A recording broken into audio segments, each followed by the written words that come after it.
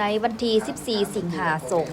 2026 ทานสนไซสีพันดอนกรรมการกลุ่มการเมืองศูนย์กลางภาค นายกรัฐมนตรี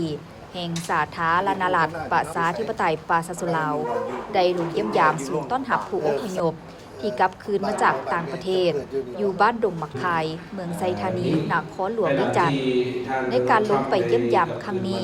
ทานได้ให้เกียรติโอ้ลมต่อผู้อพยพให้เสื่อมั่นอย่างนักแน่นต่อการนำพาซี่นำของภาครัฐ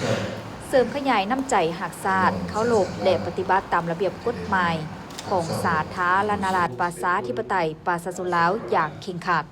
สุมใส่พัฒนาตนเองทางด้านต่างๆประกอบอาชีพที่สุจริตและถูกต้องตามกฎหมาย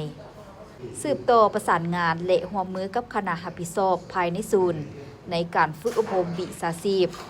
การติดต่อสืบหาญาติพี่น้องเอาใจใส่เหียนหูและเก็บเกี่ยวทักษะวิชาชีพต่างๆที่ทางศูนย์ได้จัดอบรมให้เส้นการบริหารห้านอาหารการค้าขายการบริการ